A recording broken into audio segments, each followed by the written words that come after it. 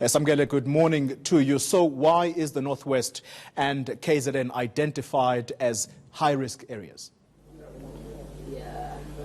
Indeed, Xoli, the Minister of Police, flanked alongside the State Security Minister Dipo Letsatsi Duba, basically saying that the KwaZulu-Natal and the Northwest Province are high-risk areas for these elections. They've deployed intelligence into these provinces, and they've been notified by the intelligence that there are issues for these elections. For instance, Minister Cele goes into speaking about Lindelani in the Ilembe district municipality, where there were violent clashes between political organizations there, and 4 people had to be ferried to a hospital.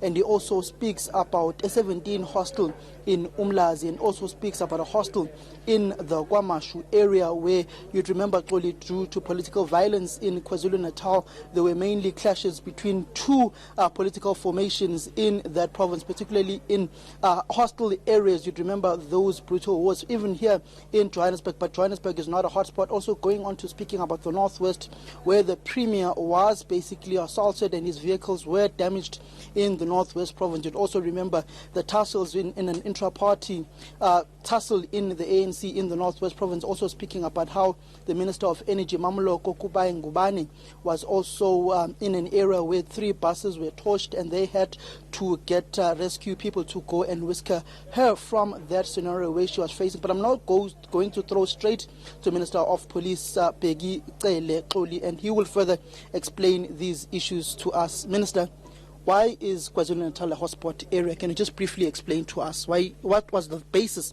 of you identifying it as a high risk alongside the Northwest Province? Well, KZN is a place where the political, especially inter-party problem, has come up. I've put some areas at a place called Lindelani in Ngotuguza about 3 weeks ago. People were campaigning there, and the 4 people had to be taken to hospital who were physically injured and all that. But also at the place called Beguzulu, the township in Vryheid, where people were shot, though looks like the actual shooting was done by the private company that was accompanying one other political party. I believe that somebody is still in hospital after has been released from the ICU. So people are still physically getting injured in the province. So there will be places like your hostels, especially 2 hostels in Durban, one KwaMashu, one Umlazi, where is a sin to be associated with a certain political party. If you go there, then you got injured. So that makes it a high risk when it's not just the political opposition campaigning and people talk as they would, but when it goes to physical, it becomes a problem. Northwest, we had Premier attacked in a place called Bloemhof, where he had to be rescued. His cars were really damaged and all that. 2 days or 3 days ago, in a place called Brits, there was a problem. Buses were banned, but all that was around the mediation that was done by Minister Kubai Ngubane, who had to send extra people to rescue the situation there. So our agencies, both the state agency in intelligence and crime intelligence, they will look at the activities. There could be activities that has got nothing to do with the people getting injured, but the activities that they've got something to do with a direct attack on individuals. So that make it a high risk when individuals, they still get attacked and get injured. I'm going to ask you this direct question, Minister, with all due respect, and I'm hoping you won't be as diplomatic as you've been. Which is this political party in Beguzulu, Vryheid, that has been shooting people and going to communities carrying guns? We know that that particular municipality is run by the Inkatha Freedom Party. Your organization, the ANC, has just recently won a by-election in that specific municipality. It's one of the areas where the IFP came back strongly after the 2016 local government elections. Who is this political party going to people, carrying guns and shooting people as well? Well, Beguzulu, the people that are there, as I've said, is a private company employed by the municipality that is run by the IFP, as you say. Who is the political party that is going with guns to the people and shooting. Can you listen? Maybe it will help you.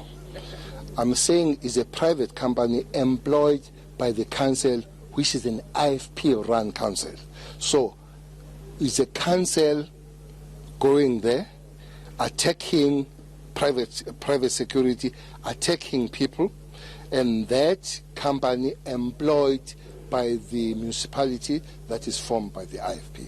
What is you as the police minister, what are you doing to curb this so that people are not hurt?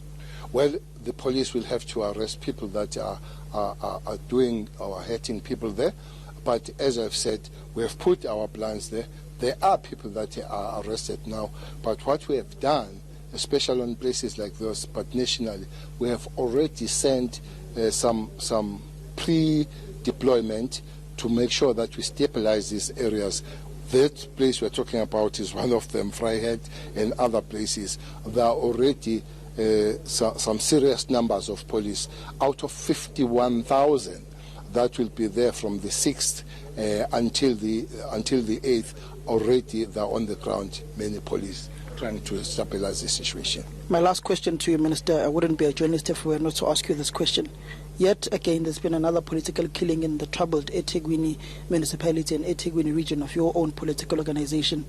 What are you doing to make sure that the perpetrators of those who were the masterminds, the money bags, and those who pulled the trigger in the killing of an ANC and a former youth league leader, Umoyo, are brought to book and are sentenced? Well, you are telling a nice story that there are those that pay. Show those to me. Those that you know that they pay some money for people to die, please give them to me. But it's a sad situation in the KZN. You can't just really joke and play around with that situation. This young man of 34 has been killed yesterday. Immediately, we dispatched the team that deal with political killing yesterday. Fortunately, one was in the province yesterday when they happened. We believe that if there were no efforts made in this province, the situation would have been terrible worse as we look at it. For the fact that since the team came, 163 people have been arrested. 5 of them that are doing life sentence already sentenced. The rest of them that are doing 6 months to 50 years and all that. 66 of those people have not received the bail and they're inside. And investigations are continuing. I fully agree with you that at the end of the day, we do need to get the people that give instructions to those trigger pullers, and so that we can be able to cap the situation. Investigation, we believe that many more people have to be arrested going forward with the political killings taking place in KZN. There's just the last one, Minister. I'm not sure if you've been made aware. There have been allegations and rumors that a mayor in Greytown has been arrested in eThekwini. Is there any truth to the allegations that Tami Ngubane, the mayor of Greytown, is currently behind bars? Well, I've been told that he has been taken in for questioning. Arrest and taken in for questioning are different things, but I can confirm that my information says he has been taken in for questioning. Questioning in relation to? Well, questioning in relation to whatever crime that he has committed. What is that crime? That crime is with the police questioning. Ministers don't question. You're just told that somebody has been. You don't ask questions from the police to give it to the minister. What will be a questioning is some girl about. So for now, it's questioning. We'll only know when this questioning is finished and charged for that particular thing. Can I put the police commissioner on the spot on this matter, General Kehlas Tole, if he knows any issue? Why not? Because I'm giving the interviews, not him. Thank you very much, Minister Bheki Cele. That was Minister Bheki Cele, also confirming that the Greytown Mayor Tami Ngubane is currently being held for questioning purposes, and also speaking about the death of the youth league leader who was shot to death in the eThekwini region in Ward 7 in the eThekwini municipality. Also going to the reasoning behind them identifying KwaZulu-Natal and the Northwest Province as hotspot areas for next week's election on the 8th of May. And also speaking about the Inkatha Freedom Party and the municipality. They run in Vryheid in the Begomteto areas, townships, where he alleges that the IFP was hiring private security to go to the community and ended up shooting certain individuals, whose one of them was currently now in hospital. Samgele Masego, always inquisitive. Thank you very much for that update in conversation there with the Police Minister Bheki Cele.